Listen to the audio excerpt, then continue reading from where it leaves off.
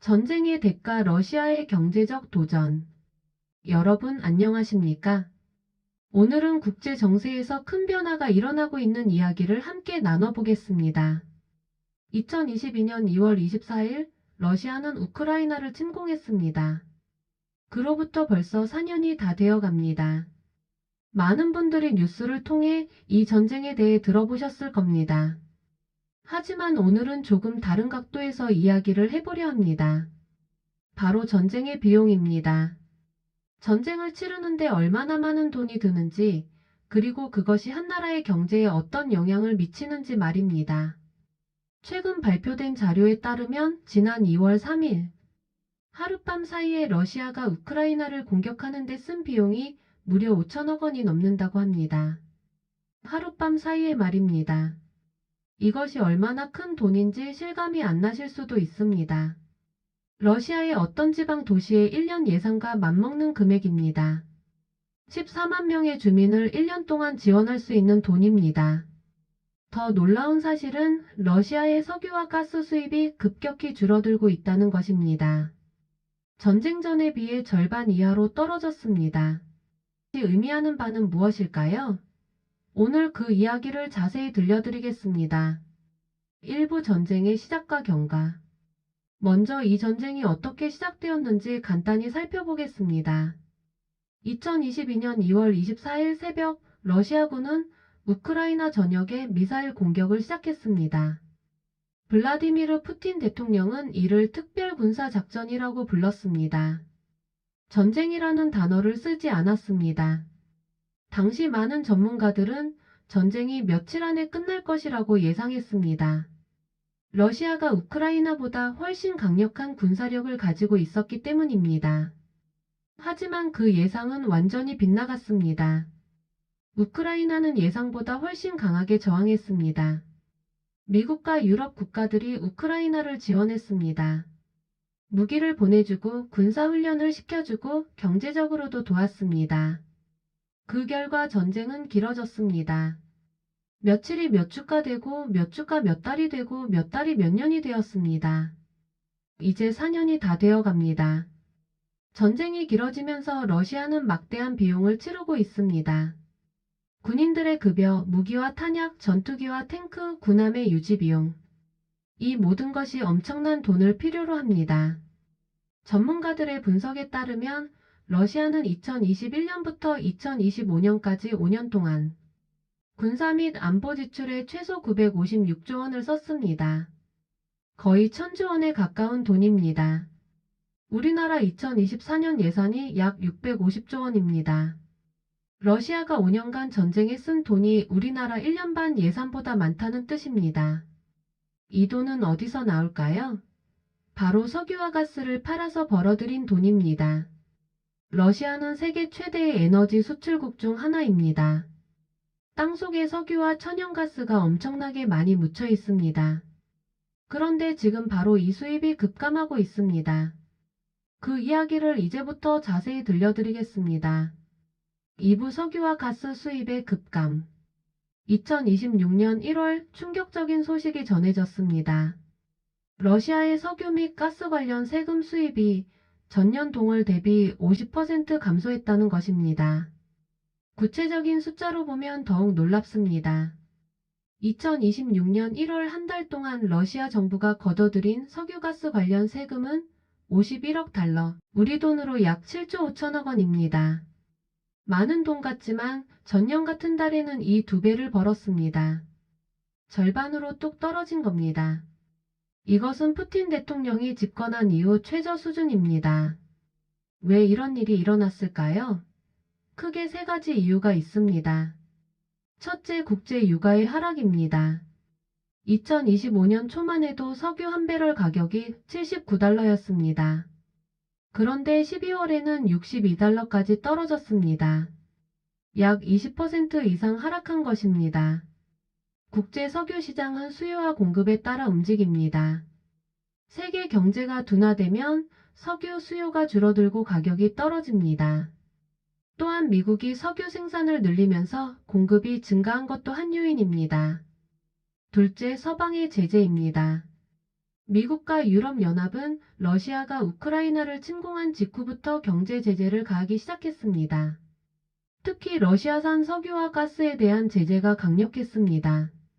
2025년 10월 미국은 러시아의 가장 큰 석유 회사인 로스네프트와 루코일에 강력한 제재를 부과했습니다. 이 회사들과 거래하는 외국 기업들도 제재를 받을 수 있게 된 것입니다. 그 결과 많은 나라들이 러시아산 석유 구매를 꺼리게 되었습니다. 인도와 중국 같은 나라들도 러시아에게 가격을 크게 깎아달라고 요구했습니다. 실제로 러시아산 원유는 국제 시세보다 30% 정도 싼 값에 팔리고 있습니다. 브렌트유가 62달러일 때 러시아산 우랄유는 40달러 정도에 거래됩니다. 심지어 배럴당 27달러까지 떨어졌다는 보도도 있었습니다. 셋째, 유럽의 러시아 에너지 퇴출입니다. 유럽연합은 2022년부터 러시아 에너지 의존도를 줄이기 위해 노력해왔습니다. 그리고 2025년 10월 중대한 결정을 내렸습니다. 2026년 1월 1일부터 러시아산 가스 신규 계약을 전면 금지한다는 것입니다. 기존 단기 계약은 2026년 6월까지, 장기 계약은 2027년 12월까지만 인정됩니다. 그 이후로는 완전히 수입을 중단합니다. 석유도 마찬가지입니다.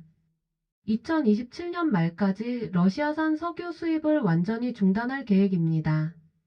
전쟁 전 유럽연합이 사용하는 가스의 45%가 러시아산이었습니다. 지금은 13%까지 줄었습니다. 그리고 2028년에는 0%가 될 것입니다. 이것이 러시아 경제에 미치는 영향은 엄청납니다. 유럽의 가스와 석유를 파는 것으로 러시아는 매년 약 35조 원을 벌었습니다. 이 수입이 완전히 사라지는 것입니다. 3부 전쟁 비용의 실체. 그렇다면 러시아는 실제로 전쟁에 얼마나 많은 돈을 쓰고 있을까요? 앞서 말씀드렸듯이 5년간 약 956조 원을 썼습니다. 하지만 이것은 공식 예산에 잡힌 금액일 뿐입니다. 실제로는 훨씬 더 많은 돈이 들어갔을 가능성이 큽니다.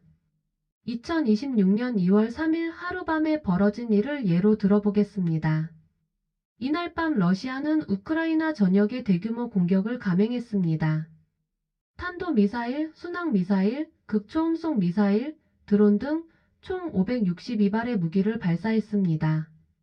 우크라이나 방공망이 이 중 450발을 요격했습니다. 우크라이나 측 계산으로는 이 공격에 들어간 비용이 3억 3,500만 달러, 우리 돈으로 약 5,125억 원이라고 합니다. 하룻밤 사이에 5천억 원 이상을 쓴 겁니다. 미사일 한 발의 가격을 생각해 보시겠습니까? 순항 미사일 한 발은 적게는 수억 원에서 많게는 수십억 원입니다. 극초음속 미사일은 더 비쌉니다. 한 발에 100억 원이 넘는다는 분석도 있습니다. 562발이면 단순 계산해도 엄청난 금액입니다. 여기에 들어온 비용까지 더하면 우크라이나 측 추산이 과장이 아닐 수 있습니다. 더 놀라운 것은 이런 공격이 자주 반복된다는 사실입니다. 2026년 1월 20일에도 비슷한 규모의 공격이 있었습니다. 그때는 1억 4,500만 달러, 약 2,200억 원을 썼다고 합니다. 2주 만에 두 번의 대규모 공격으로 7,300억 원 이상을 쓴 것입니다. 한 달이면 1조 5천억 원, 1년이면 18조 원입니다. 이것은 미사일과 드론 비용만 계산한 것입니다. 여기에 더해야 할 비용들이 많습니다. 군인들의 급여와 보너스, 전사자 가족에게 주는 보상금, 부상자 치료비, 전차, 장갑차, 전투기의 운용 및 수리비, 군수품 생산 비용, 점령 지역 관리 비용, 이 모든 것을 합치면 어마어마한 금액이 됩니다. 전문가들은 러시아가 매년 750억 천억 달러, 우리 돈으로 110조 150조 원의 외화를 전쟁에 쓰고 있다고 추정합니다. 이것은 지속 가능한 지출일까요? 아무리 러시아가 자원부국이라고 해도 영원히 계속할 수는 없습니다. 또 러시아 경제의 구조적 문제. 전쟁이 길어지면서 러시아 경제에 균열이 생기기 시작했습니다. 예산 적자의 증가. 2025년 러시아 정부 예산은 심각한 적자를 기록했습니다. 수입은 줄어드는데 지출은 늘어났기 때문입니다. 2025년 10월 러시아 의회는 예산 적자를 5조 7천억 루블로 늘리는 수정안을 통과시켰습니다. 이것은 GDP의 2.6%에 해당합니다. 예산 수입은 약 2조 루블이 줄었습니다. 주된 이유는 석유가스 수입 감소입니다. 9월 한 달만 해도 210억 루블의 손실이 발생했습니다. 10월에는 269억 루블이 줄었습니다. 하지만 지출은 줄이지 않았습니다. 42조 루블의 지출 계획을 그대로 유지했습니다. 대부분이 국방과 안보 분야입니다. 군사비 지출의 급증. 2026년 러시아 예산안을 보면 더욱 심각합니다. 세입은 40조 2,800억 루블인데 세출은 44조 700억 루블입니다. 적자가 3조 7,900억 루블에 달합니다. 국방비는 계속 늘어나는 반면 복지 지출은 줄어들고 있습니다. 2021년과 비교하면 그 차이가 극명합니다. 2021년에는 국방비가 예산의 일정 부분을 차지했지만 사회복지와 경제발전에도 상당한 예산이 배정되었습니다. 하지만 2026년 예산을 보면 국방비가 급격히 증가한 반면 다른 분야 예산은 삭감되었습니다. 이것은 무엇을 의미할까요? 러시아 정부가 전쟁을 계속하기 위해 국민 복지를 희생시키고 있다는 뜻입니다. 기업들의 어려움. 러시아 기업들도 어려움을 겪고 있습니다. 러시아 산업경제인연합이 조사한 결과 기업의 4분의 1이 재정 상황이 악화되었다고 답했습니다. 가장 큰 문제는 높은 금리입니다. 러시아 중앙은행은 인플레이션을 잡기 위해 기준금리를 계속 올렸습니다. 2024년 말 기준으로 21%까지 올랐습니다. 금리가 이렇게 높으면 기업들이 돈을 빌리기 어렵습니다. 투자를 하려고 해도 이자 부담이 너무 큽니다. 그 결과 경제 활동이 위축됩니다.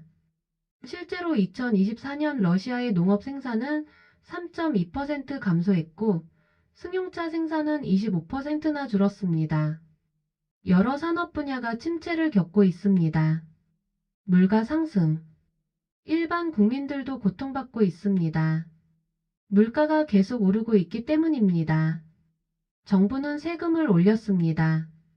부가가치세도 인상되었습니다. 기업들은 이 세금 부담을 제품 가격에 반영합니다. 그 결과 물가가 오릅니다. 공식 물가 상승률은 4% 정도라고 발표되지만 실제로 체감하는 물가 상승은 훨씬 높다는 의견이 많습니다. 전문가들은 이렇게 말합니다. 러시아 경제는 전시 경제 체제로 전환되고 있다. 소비를 줄이고 모든 자원을 전쟁에 투입하는 구조다. 오부 지속 가능성에 대한 의문. 그렇다면 러시아는 이렇게 계속 전쟁을 치를 수 있을까요?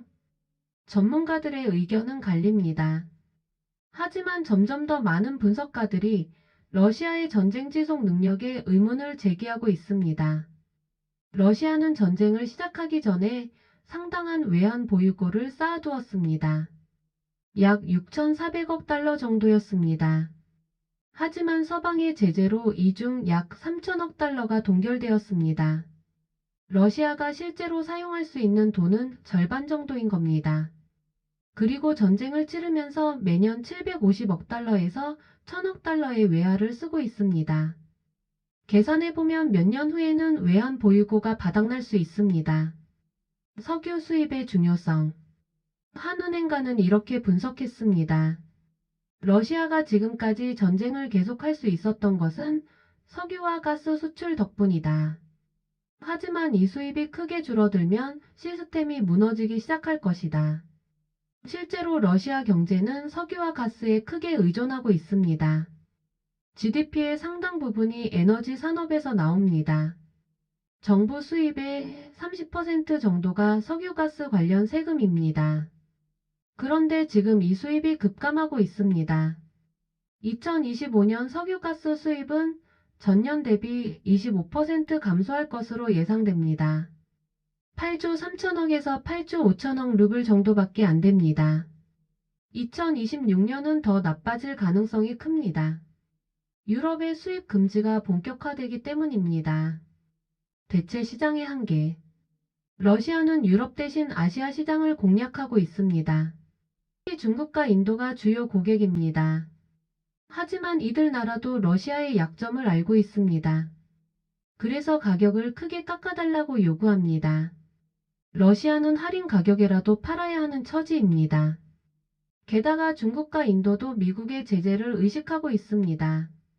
러시아산 석유를 너무 많이 사면 자신들도 제재를 받을 수 있기 때문입니다. 전쟁의 인적 비용. 경제적 비용만이 아닙니다. 인적 손실도 막대합니다. 정확한 숫자는 비밀로 분류되어 있지만 전문가들은 러시아군의 사상자가 수십만 명에 달한다고 추정합니다. 전사자만 수만 명일 것으로 보입니다. 젊은 노동력의 손실은 경제에도 큰 타격을 줍니다. 군대에 간 젊은이들은 공장에서 일하지 못합니다. 기술을 개발하지 못합니다. 가정을 꾸리지 못합니다. 러시아는 부분 동원령을 선포하기도 했습니다. 예비군을 소집하고 민간인까지 전쟁에 동원하고 있습니다. 이것은 경제활동에 부정적인 영향을 미칩니다. 여러분, 오늘 우리는 전쟁의 경제적 비용에 대해 알아보았습니다. 러시아가 하룻밤 사이에 5천억 원 이상을 전쟁에 쓰고 있다는 사실, 5년간 총 1,000조 원 가까운 돈을 군사비로 지출했다는 사실, 그리고 석유와 가스 수입이 급감하면서 경제적 어려움을 겪고 있다는 사실을 살펴보았습니다. 전쟁은 막대한 비용을 수반합니다. 미사일과 탄약만이 아닙니다. 인명 손실, 경제 침체, 국민복지 악화, 국제적 고립. 이 모든 것이 전쟁의 대가입니다. 역사를 돌아보면 전쟁으로 번영을 이룬 나라는 없습니다. 단기적으로는 승리할 수 있을지 몰라도 장기적으로는 모두가 피해자가 됩니다. 제2차 세계대전이 끝난 후 유럽은 폐허가 되었습니다. 승전국인 영국도 경제적으로 큰 타격을 받았습니다. 전쟁 비용을 갚는 데 수십 년이 걸렸습니다. 베트남 전쟁도 마찬가지였습니다. 미국은 군사적으로는 우세했지만 전쟁을 계속하는 데 드는 비용을 감당하기 어려웠습니다. 결국 철수했습니다. 소련은 아프가니스탄 전쟁에서 10년 가까이 싸웠습니다. 막대한 비용을 지출했고 이것이 소련 붕괴의 한 원인이 되었다고 분석하는 학자들도 있습니다. 지금 러시아도 비슷한 길을 걷고 있는 것은 아닐까요? 물론 예단하기는 이릅니다. 러시아는 여전히 강대국이고 자원도 풍부합니다. 하지만 경제적 지속 가능성에는 분명 의문부호가 붙습니다. 석유 수입은 계속 줄어들고 전쟁 비용은 계속 늘어나고 국제적 고립은 심화되고 있습니다. 우크라이나 전쟁이 어떻게 끝날지는 아무도 모릅니다. 하지만 한 가지는 분명합니다. 전쟁이 길어질수록 양측 모두 더 큰 피해를 입는다는 것입니다. 전쟁의 진짜 승자는 없습니다. 평화만이 진정한 승리입니다. 우리 세대는 6.25 전쟁을 겪었거나 그 직후를 살았습니다. 전쟁이 얼마나 끔찍한 것인지 잘 알고 있습니다. 한번 시작된 전쟁이 얼마나 끝내기 어려운지도 알고 있습니다. 그래서 우리는 평화의 소중함을 압니다. 대화와 타협이 총과 미사일보다 낫다는 것을 압니다. 우크라이나 전쟁을 보면서 우리는 다시 한번 깨닫습니다. 평화는 공짜가 아닙니다. 평화를 지키기 위해서는 힘도 필요하지만 동시에 대화의 문을 열어두는 지혜도 필요합니다. 우리나라는 세계 5위의 군사력을 가지고 있습니다. 동시에 국제사회에서 평화를 지향하는 나라로 인정받고 있습니다. 이 두 가지를 균형 있게 유지하는 것이 중요합니다. 강한 국방력으로 우리를 지키되 평화적 수단으로 분쟁을 해결하려는 노력을 계속해야 합니다. 그것이 전쟁의 참화를 겪었던 우리 세대가 후손들에게 남겨줄 수 있는 가장 큰 유산입니다. 오늘 이야기를 마치며 우크라이나와 러시아 양국 국민들, 특히 전쟁의 직접적 피해자들에게 위로의 마음을 전합니다. 하루빨리 평화가 찾아오기를 기원합니다. 긴 시간 함께 해주셔서 감사합니다. 건강하십시오.